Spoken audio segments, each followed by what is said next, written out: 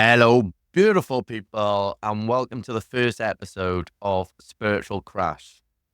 So, I'm Gethin Mayers. I'm going to be your host, and this episode is basically going to be an introduction to why I want to do the podcast, who I am, what kind of episodes and things you can expect from the podcast, and basically how I ended up where I am now today, because I've gone through a lot for my age, and a lot of people don't believe it. So, without further ado, let's get started. So, the name Spiritual Crash came from the fact that I love rhinos so much to the point where I got rhinos everywhere. They are my spirit animal. And I was doing a live the other day and I was throwing some names out. And this was the name that everyone liked because my whole spiritual journey was like, it just came crashing down. My whole life felt like it was crashing down, but we'll get into that in a minute. So basically, I'm Gethin Mayers. I'm 24. I'm from South Wales. And yeah, I've had a very interesting life. So I live with my mom, my dad, my brother. We got 3 dogs. I got 2 Shih Tzus and a Belgian Malinois. Luna, she's my absolute best friend. But growing up, I've always had a very disciplined life, and I'm very grateful for it. I've experienced things. So I was on the tools with my dad since I was like 8 years old, just going around helping him out, passing him the odd tool, fitting gas meters. So I grew up very quickly, and this led me on to achieving some amazing things in my life. So I went to uni. I didn't stick at uni, but I dropped out due to my whole life being flipped upside down. Basically, I had an ankle injury, and this ankle injury sent me on a deep spiral of regret, depression. Basically, I wasn't able to play rugby. My whole life felt like it was over. But this was one of the best things that ever happened to me because I gained some of the most life experiences I've ever experienced in my life. So I became an alcoholic. I had a gambling addiction and obviously very depressed. I was like a cat with 9 lives. And basically, if I never gone through that, I would never have dropped through out of uni. I never would have been as strong as I am now. I never would have gone to the spiritual movement. So my whole life was basically, yeah, it got flipped upside down, and I'm very grateful for it. But at the time, it was one of the worst things of my life. So now I've been sober for over 3 years. Well, it's coming up to 3 years. I haven't gambled. The only gambling I do is bingo with my mum and like the family occasionally. And I'm just happy now. I'm not depressed. I haven't had any attempts. My last attempt was November 2021, I want to say. So it's been a long, long time that I've overcome it. And this is basically kind of helping me follow into what I want to do with the podcast. But I'll talk about that in a minute. So I'm a psychic medium. I'm also a kickboxer, and I used to own my own company, but it's not there anymore. So I've started to do the psychic mediumship full time, and I want to be a bit of a content creator as well to inspire people. And I feel like I have a good energy about myself, so I'm able to inspire people. So that's why I wanted to start doing the podcast to show you like different aspects of my life because I'm a very wide variety gentleman. As many of you know who watches my TikToks, I'm a very out there person. So a lot of people, yeah, you know what to expect with some of the stuff that's going to happen on the podcast. I'm very free flowing. I kind of just speak my mind. So yeah, we're going to build a community, and I know that. So that's a little insight to me. I know that you'll get to know me a bit more over the next couple of episodes, and there'll be more like stories and stuff. But the main things you need to know is I've gone through hell and back. And that's the best way to put it, is I have been through hell and back, and I'm very lucky to be here. So I want to inspire other people. So let's jump on to the reason for the podcast. The reason for the podcast is because I've got a lot of life experience, a lot of stories, and I feel like some people can really benefit from me helping them by expressing my own stories. I do feel like they can feel inspired. They can feel that positivity. They can feel like the darkness isn't the end because, my God, let me tell you, I've been in the darkness and I did it on my own. I followed the light on my own and I overcome it on my own. So if I had someone I could have looked up to, someone I could have listened to and listened to their difficulties and how they overcome it, I think I would have overcome it a lot sooner. And this is what I just want. I want to build that community to let people know that they're not on their own. And I just want to experience like people to show them what mediumship is about, what having balance in your life is about, how to get out of the darkness, and just give them a little bit of insight so that they go away from the podcast knowing that they can do better for themselves, they can improve themselves, and the only people they need to improve is themselves. So that's basically the main reason for the podcast. So over the podcast, there's going to be guests of how they got into spirituality. There's going to be stories. There's going to be topics, for example, like forgiveness or self-sabotage, anxiety, alcoholism. It's going to be a wide variety of topics that's going to be covered. So the episode structure, I haven't really worked that out yet. I do feel like it's going to be around anywhere from 15 to about 30 minutes, I want to say. Obviously, if we have a guest, they're going to be longer episodes because you can really get into the nitty gritty kind of parts of other people who are in this spiritual journey. So I do a lot of spiritual fairs, and there's so many interesting people who attend them spiritual fairs. Obviously, being a psychic medium, everyone got different reasons why they want to be a psychic medium. So there's a huge community of people that I can drop a message and get them on the podcast as well. And then there's also going to be just me rambling. I'm going to do some meditations as well on the podcast, just basically to help you improve your mindset. So even though it is about me, it's going to be mainly about all of you. So all the topics I will be talking about will be topics that will be able to help you in the future, help you think about different things. And I'll take suggestions from you. So if there's a way that you feel like I could improve my podcast, then I'm all for it. So it's going to be a learning curve. We're going to learn together. There's going to be lots of interesting topics. So I've already made a list. I did it on the live the other day. So we've got about 19 topics already that I can cover. And yeah, I'm really looking forward to that. And that's without the guests. So there's just going to be different aspects of everything, mental health, spirituality. It's just life in general. There might be funny stories and stuff because, again, I do a lot of traveling. So that's another thing. But basically going to be me. So that's basically it. And then just to wrap things up, I want to give you a little story of how I actually got into the spiritual movement. So basically, as I said at the start, I was an alcoholic. I had a gambling addiction. I was spending £600, £700 a weekend on drink, £100 on Jaeger bombs. I used to pre-drinks. Gambling wasn't very good. I was chucking like £800 on roulette, just on column free. And I got very lucky. Whether that's the gut instinct of what I do now or whether it was just someone was looking out for me just so that I didn't go too far into the hole, I don't know, but I got very lucky, and there was some days where I didn't get lucky and I ended up losing everything. And I can remember that it was like my whole wages I would put on one spin on roulette. So but I've overcome that now, and I just didn't have any reason to live. So fast forward to me dropping out of uni, and basically I was in cast because obviously I separated my ankle from my foot. And life wasn't good quality because I couldn't do rugby. I'm a very active person. This is why I do Muay Thai, kickboxing, because I'm a very active person. I have a lot of energy that needs to be released.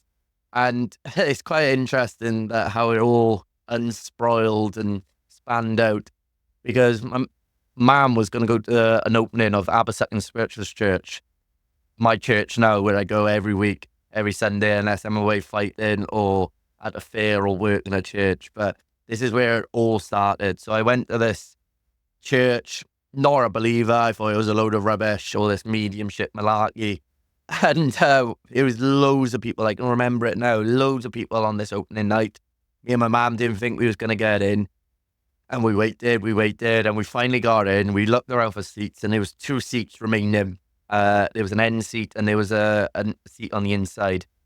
And the only reason I went is because I'm proper mammy's boy. My mum's my absolute world. She's my best friend, and she was going to go on her own. And this is the only reason I went, because I wasn't even a believer or anything. And it's quite funny looking back because, it's just a lead up of things that's got me here. And basically we sat down and they did the Lord's Prayer, and I was like, oh God, here we go. And they explained how they work. I was like, right. I was like a proper non-believer. I was really like trying to dismiss everything that they was trying to say. I was just trying to dismiss. So the medium came to me.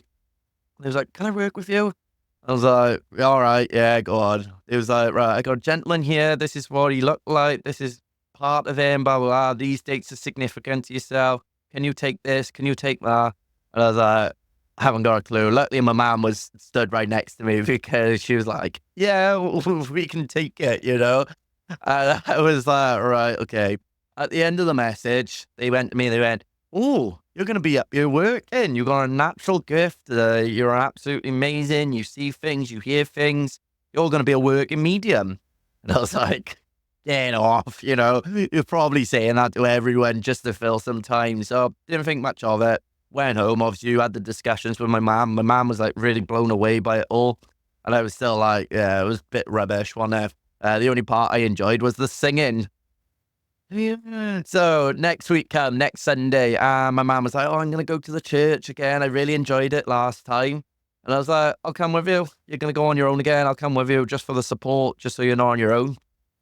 Same again, different medium this time. They came to me, exactly the same information. If you wrote it down on a piece of paper, it was exactly the same.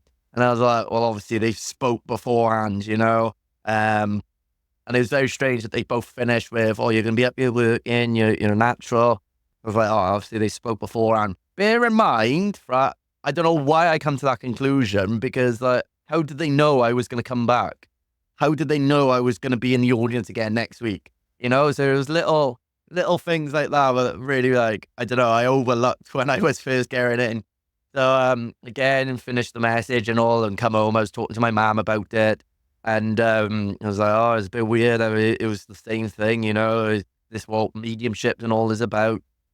So then the next week came, and this went on for 10 weeks, 10 different mediums, 10 weeks, all saying exactly the same thing. And I got to the point where I was like, well, they can't all be talking because how do they know I'm going to be there again next week?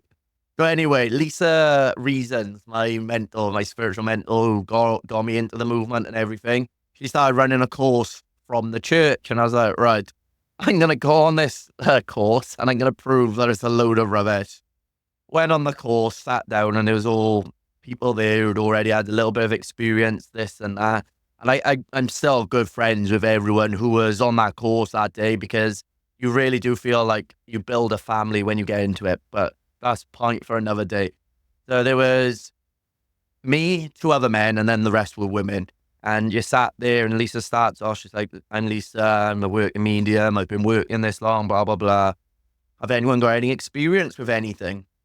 So they was going around and they was like saying like, "Oh yeah, I saw this when I was younger. I've always been curious. I've dabbled with it for years, but now it's the time for me to develop." And when it came to me, the only parts of my life I could like pinpoint to it is I saw my dad's granddad when I was younger. He was sat in my gaming rocking chair, and I woke up in the middle of the night. The chair was rocking back and forth, and this gentleman just got out of the chair, held the chair from rocking, and just sat on the end of my bed. I explained it to my mom and dad afterwards. They showed me a picture. Turns out it was my dad's granddad who passed away way before I was even an idea. I've had experiences where I've seen people walking down the street and there wasn't anyone there. I used to hear voices in my head to the point where I thought I was schizophrenic.